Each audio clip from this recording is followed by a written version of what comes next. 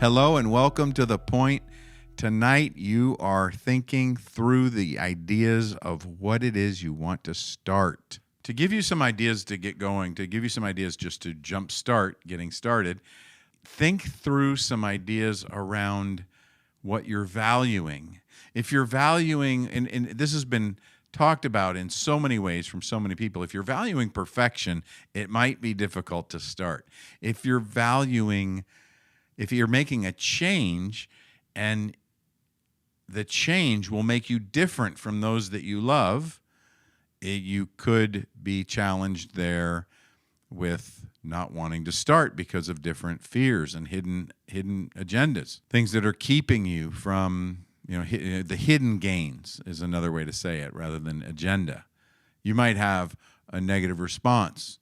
You might feel a little less resourceful when you hear hidden agenda because it sounds manipulative, but a hidden gain is something you gain by not moving forward. A hidden gain would be, my whole family's obese. If I lose weight, they won't love me anymore because we eat around food. You're loved more if you can eat more. That's not true. You're loved more when you can love yourself more and when you can love others more. Love has this amazing way of increasing everything. You'll meet people in the world that say these things and talk about unconditional love and all these other things just in time to find their conditions. Have you done that? Have you talked about unconditional love and then found it immediately run into a condition you have? It is so interesting how you can count on your unconscious mind to show you what's standing in the way of what you want. That's what that is. When you say, I want to change and do this, and then you see what it is that you're not doing. When you acknowledge, you might be shown quickly what's standing in your way. All of that can be dealt with. If you have hidden gains or if you just feel stuck, it might just be a hidden gain, depending on what it is that you want. But whatever it is that you want, it's not going to happen if you don't start. What is it that's keeping you from moving forward with an idea you have or a passion you have of something you want or feel that you're meant to do in the world? One thing you could do to start is if you have a lot of whatever thoughts you have around it, maybe there's stories you have around it as to why you haven't started, just drop them all for a day or a week, a short time frame. Just drop them all and consciously sit in the idea and the consideration of just starting and what you're valuing by starting. That's different from what you were valuing with those other thoughts and ideas. And perfection's one of them. Hidden gains is another. You might be valuing relationship with a hidden gain, and that you don't your hidden gain is that you don't have to risk a relationship that may not be at risk at all. Maybe it's nothing. It's just something that our minds have fabricated. And underneath that, you may find another reason to not move forward. But here's something you can count on. You're going to notice the feelings. You're going to notice the resistance moving towards something that you will anyway moving away. So if you're waiting, another reason not to start or move forward is that you might be waiting for something. You might be waiting to get better or for something to happen or to have a piece of equipment or you may be waiting. And if you're waiting, how long have you been waiting? How long are you going to wait? And that could be another reason that you're not starting. Well, what are you valuing by waiting versus what would you be valuing if you just started? So you may have heard it said before that I started this podcast because I needed to start it. It's an example of just starting and valuing getting a start and some of the problems that came with that. Right? Some of the things that I learned along the way that happened because I just started. And I got feedback on a few quality issues. And guess what? Because I started, I got to move forward and not worry about the quality. I got to change the quality level. I didn't start and I was waiting and I had perfection. I had all these things. So I just finally valued getting going. We don't want to rehearse all of these things, but let's think about this. Facebook started 20 years ago. Amazon started 30 years ago. How much of a part of your life are those two things? If you don't like Facebook and you have said, I'm never going on there again, you still have a relationship with Facebook. It's a relationship of ignoring and discarding and not thinking about and not wanting to talk about and telling other people you don't want to talk about. It's a relationship with it because it's become a significant thing in the world. If you're on it and you're utilizing it, you have a relationship with it. It's changed the way we communicate with each other. It's changed the way we do things. And it's changed a lot of our conversations and a lot of our possibilities. It's simpler and easier to get a message out to a large group of people. And it's significant. But someone had to start it. Amazon is a byproduct of someone wanting to sell books and make books more available, right? So Amazon started as a way of helping people read more and have books more for school, and it was all about books. Now there's more to that. We're using this as an example, not as a way of perfectly discussing the history of either of these two organizations. So you get to consider this, and if you're testing out the exception that I might be making a slight mishap, how much that bothers you might tell you yourself something about yourself that you could learn. And it might say something about something amazing about you that is important to know and know how to work with as a strength. Sometimes what bothers you is an indicator of the greatest part of you. How does that help you know just to move forward and start? The byproduct of Amazon, of wanting to get good books out, was that a distribution channel was created that hit every part of the country. It was a robust distribution channel that then other things could be put in it. And eventually that's become what it is today. And it continues to grow and become something new. Within that, other things have been started and connected, and those have become their own things as well. What do you want to start that you haven't started? And what if it's another thing that in 20 or 30 years is going to be something really impactful?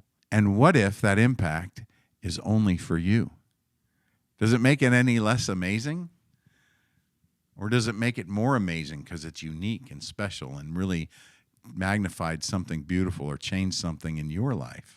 You've gone through this journey of really considering what's amazingly special and wonderful about you.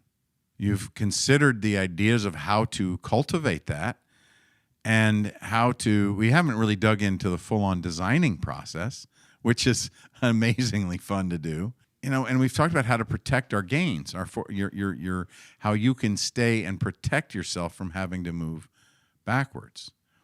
And you've considered challenging some of the ways you think and the phrases that you use that might be limiting and holding you back from where you want to go. So today is a perfect day to then consider, what is it that I could start? What could you start that would change something in your life, even if it's just down the road? I'm going to shift the conversation for you for a second into one thing. You can't hear enough that what you choose to focus on grows, and that's how you create your own reality, right? And intentional thoughts are the most powerful thoughts, especially if they're intentional thoughts with some foundational fortitude of value and purpose, right? If they've really been well thought out, which is part of what you would do in designing your strengths. You'd work through some of those and find some nuanced, specific things to use as mantras in your life to activate the best part of you in moving forward to achieve what you want. And that's the idea, right? That's the idea of using the best part of yourself, is to be the most effective for yourself and for others. It's been dispelled, the idea that focusing on ourselves is selfish and only about ourselves and makes us arrogant and egotistical, because we've learned and realized that if we focus on ourselves, we gain compassion and understanding of why maybe we wouldn't want to. We pay that price, so to speak. Is there really a price to pay if joy is part of it? Does it have could the price to pay be joy? Could the price to pay be relaxation? Could the price to pay be comfort, confidence, compassion, understanding? Could that be a way of having other emotions that previously we think we should resist because they made us unresourceful? It was part of that unresourceful emotional bucket. But in this framework, it becomes resourceful because there's sadness with gratitude and there's understanding and compassion because some pains come through or some belief systems get challenged and we find discomfort and get to clear that so that we no longer feel uncomfortable. And then when we experience others that are hitting those walls and aren't finding the ability to pass through those portals to comfort, we'll understand and see what they're connected to because you've experienced it by then. We're really talking about getting started and what it may become. So I want to, if you connect that back to what are your innate strengths? If you've used one of the platforms or models that we have just to go out and query others as to what was great about yourself, we ask questions, and this is actually one of the questions that's asked in some of the work given. If you were to follow, after getting your Clifton results, there's some questions you can ask that some of them are on certain reports, others are just there in the online when you take little courses afterwards that are offered. And that's all made available to you after receiving your results. If you want to take that Clifton Strengths Assessment, let me know. I will connect you with it. It costs the same no matter how you buy it. If I get you a code or you get a code, the code's the same. Coaching is varying, and Clifton, and anyway, that's a whole nother topic that you can get into. But if you want to tap into that, someone will get you a code and help get you set up so that you can do that. Well, when these same questions are available there. So it's not like some genius thing to do this. It's just a basic, great way of moving forward. And you can ask others that know you well and that have seen you in a positive space and that care about you. You ask, when have you seen me being self-fulfilled and happy and at my best? It's a great question to ask someone that's known you for a while. In your perspective, when was I the happiest? When was I the most excited? Maybe that's when your team won and it's on the surface and you can ask for deeper answers. No, like really on life fulfillment and who I am as a person. Tell me when I was the most, and people will give that thought and time. And if they want the same information, you can absolutely share with them. Imagine a group of your friends focusing on the most fulfilled we've ever felt. Now, if you're that person that considers the good things, are you the person that's going back and considering the good things and then considering what is it you can learn from that you can repeat? Asking the question, what could we learn from that situation that we could repeat? That we could allow more of that to happen. That's the next thing, is a lot of this can be about shifting your energy from thinking about things to taking action on things. So a question you can start asking yourself is, as I have this thought or this idea, what is one thing I could do that would make the most impact on moving forward? Then listen for answers. And on the next episode, you're going to have an opportunity to really mull around the idea and consider how much better could you be listening to your intuition, that intuitive notion that's connected to all things. Maybe it's that gut level instinct that you have. And when you feel connected or disconnected, what does that mean for you? Till next time, go out there and get something started. Go out there and just make an impact. If you don't start something in the next week, do this. Find the minimal things that would need to happen for you to start next week. And if the minimal things won't allow you to start till next week, and it means it's 10 days or 12 days or 15 days, but you can guarantee a start date, set that date, and get those minimal things done to just start. It's powerful, it's positive, and it works. Cheers to you. Get started. Find a way to get started. Let's move forward. Thank you for joining us for another amazing episode of The Point with me, Jeff Spikes.